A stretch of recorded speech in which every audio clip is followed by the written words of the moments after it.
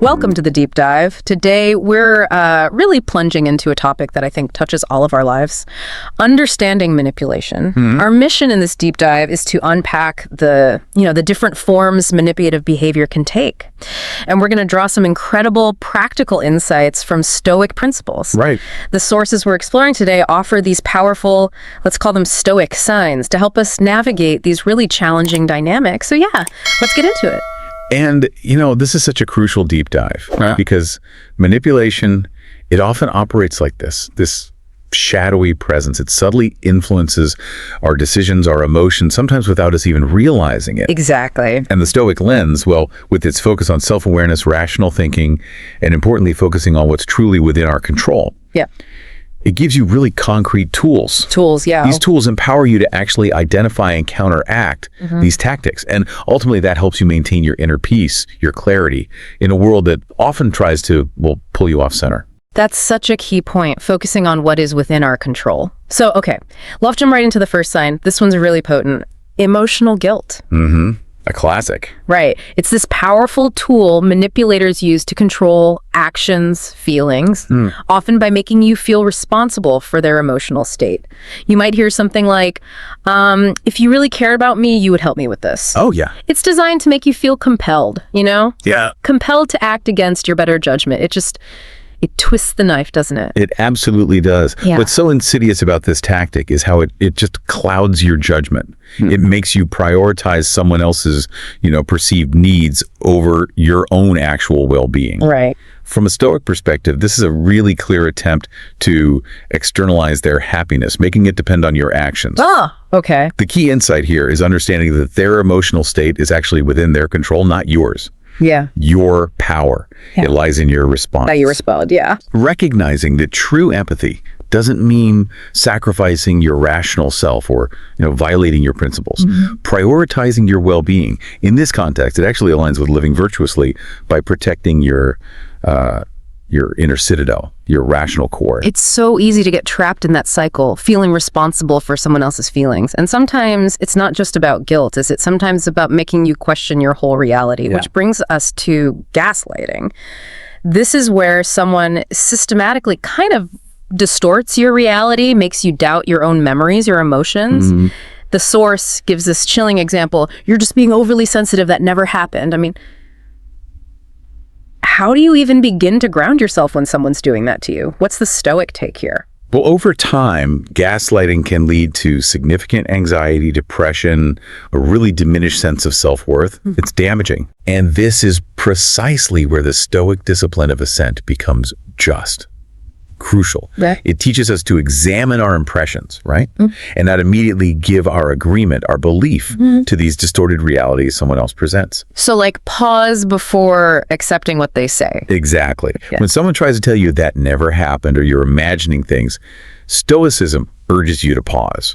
Check your own memory, your internal logic, and refuse to assent, refuse to agree to an impression that contradicts your truth. Okay. Your feelings are valid. And this Stoic practice, questioning those external narratives, it's the first really powerful step to breaking free from gaslighting's effects. Speaking of boundaries, or maybe the lack of them, our next sign is overstepping boundaries. Yeah. Personal boundaries are just essential for healthy relationships, right? They define what's okay and what's not.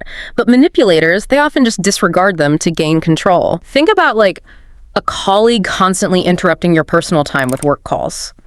Or a friend pressuring you maybe to share private information you're just not comfortable with. I wonder, how many listening have felt their boundaries crossed like that? What's really at stake here from a Stoic view when our boundaries are just constantly disregarded? What stands out here is how these boundary violations fundamentally erode trust. They create these unhealthy power dynamics. It's so crucial to understand that your boundaries are valid. They absolutely deserve respect. Yeah, they do. From a Stoic viewpoint, actually asserting your boundaries is an act of courage and justice. Justice to yourself. Justice to yourself. I like that. It's about recognizing your sphere of control, right? And understanding that allowing these constant intrusions, it diminishes your ability to act virtuously, to maintain your inner peace. Setting and keeping these boundaries isn't selfish. It's a necessary step. Necessary for protecting your emotional well-being and fostering respectful, balanced relationships. Okay, now this next one. This one can be tricky because it often feels good at first. Flattery and love bombing. Right. The charm offensive. Exactly. These are manipulative tactics involving like excessive praise, often really early in a relationship, to gain trust and influence you. The source gives the example of a new partner saying, you're the most amazing person I've ever met, just overwhelming you with compliments. But how do we tell the difference between genuine admiration and something, more manipulative, especially when it feels so good? Yeah, that's the hook, isn't it? Yeah. This behavior, it creates this almost overwhelming illusion of deep connection. Makes it really difficult to see the underlying motives, which are often quite ulterior. Right. Now look, compliments can certainly be genuine uplifting, but this Stoic virtue of wisdom, or maybe discernment, that becomes your guide here, Wisdom, okay. it encourages you to be cautious. Be cautious when flattery feels excessive, maybe insincere, or just totally out of proportion to the actual depth of the relationship you have at that point. Yeah, too much too soon, maybe. Exactly. True connections, they build over time. Through shared experiences, mutual respect, not through an immediate flood of praise. Trust your instincts. If it feels off, it might be.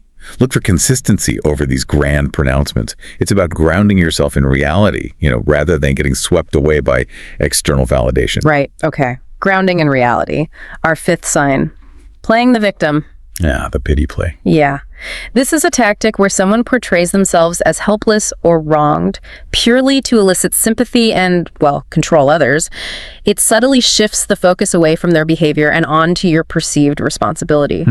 The source describes like a friend who's constantly sharing sob stories, right? Making you feel guilty if you even try to express your own needs because theirs always seems so much bigger, so much more urgent. It can be so hard to distinguish this from genuine need, can it? It really can be tricky. So where do we draw the line? How does a Stoic approach help us navigate that complexity? Well, it's absolutely crucial to differentiate between genuine struggles and manipulative behavior. And this requires wisdom, again, to discern the reality of the situation. Manipulators often use their perceived suffering like a shield, to avoid accountability for their actions. Right. From a Stoic perspective, this goes right back to the dichotomy of control. While you can, and probably should, offer compassion for someone suffering, you are not responsible for solving all their problems, nor are you accountable for their choices or, frankly, their lack of self-reliance sometimes. Okay, that's a clear line. This tactic, it can lead to significant emotional exhaustion and resentment for you. If someone consistently plays the victim to gain sympathy or dodge responsibility, it might honestly be time to reassess that relationship. Redirect your energy towards what you can control, which is your own virtuous actions. Reassessing the relationship. That's a tough but necessary thought sometimes. Okay, next up. Conditional love or support. Yeah, this one cuts deep for many people. It feels like it. This is where affection or approval is offered only if certain expectations are met. It creates a really unhealthy dynamic. Yeah. Our source gives examples like a parent saying, I'll only be proud of you if you get top grades. Or maybe a partner withdrawing affection if their needs aren't perfectly met. It's like love always comes with strings attached, always. It just creates such a fragile foundation for any connection. What are the deeper implications here for our sense of self-worth, and how do we protect that, stoically speaking? Oh, it significantly impacts your emotional well-being.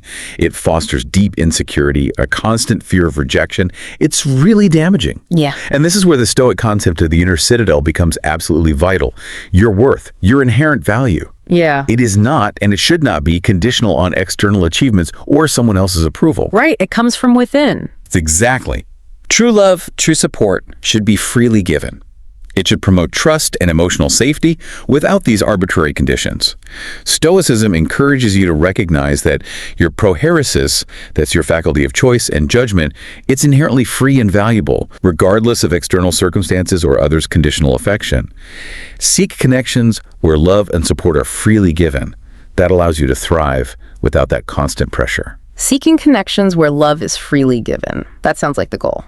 Okay, from conditions, let's talk about isolation tactics. A very dangerous one. Yeah, it feels that way.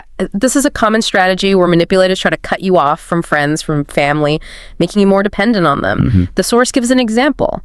A partner maybe discouraging time with your friends, saying things like, oh, I don't really care about you, or actively creating conflicts that, drive a wedge between you and your loved ones. This one feels particularly insidious because it directly attacks your support network. It does. How critical are those external connections for our inner resilience? And what Stoic wisdom can guide us if we find ourselves kind of drifting into that isolation? The dangerous implications of social isolation are really clear. It deprives you of crucial support systems necessary for your emotional well-being, and also your ability to gain perspective when you're maybe too close to a situation. Right, you lose that outside view. Exactly. And while Stoicism definitely champions self-sufficiency, it does not advocate for isolation.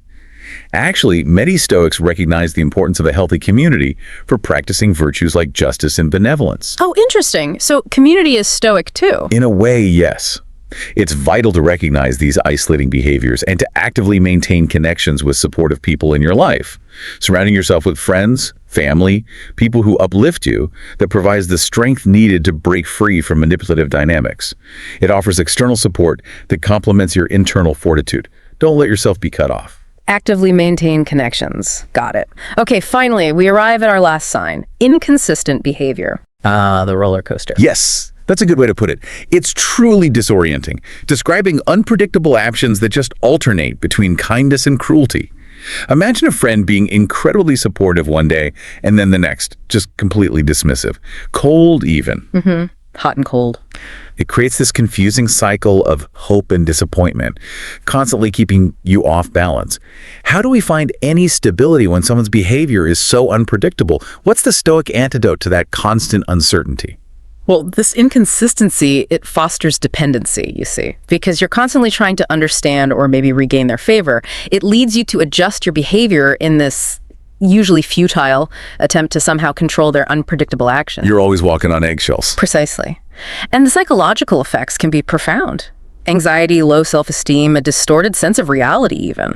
This is another area where the Stoic discipline of assent is just... Again, okay. You must actively choose not to give your assent, not to agree with the impression that you can control their inconsistency, or worse, that their unpredictable behavior somehow defines your worth. Right. It's about them, not me. Exactly. Yeah. It's absolutely essential to prioritize stability in your relationships, seek connections that offer reliability, security, not constant confusion, and emotional whiplash. Your inner peace really depends on choosing wisely what and who you engage with. Wow. We've covered a lot today, haven't we? We certainly have. From emotional guilt, gaslighting, overstepping boundaries, flattery and love bombing, playing the victim, conditional love, those isolation tactics, and finally, inconsistent behavior. Each of these tactics can significantly impact your emotional well-being, your relationships. But I guess the incredible news here is that by applying these specific Stoic principles we've discussed, like, the dichotomy of control, the discipline of assent, cultivating wisdom and courage, protecting your inner citadel, you gain powerful, really actionable defenses. Indeed.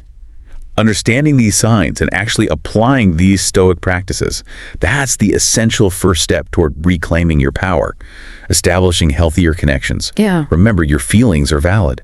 Recognizing these tactics allows you to prioritize your own well-being and seek relationships, seek love that is genuine and unwavering. So what does this all mean for you listening? It means you have the power to protect your peace, your clarity, by continuously refining your judgments and choosing how you respond. No matter the external pressures, this is really a journey, a journey of continuous self-mastery.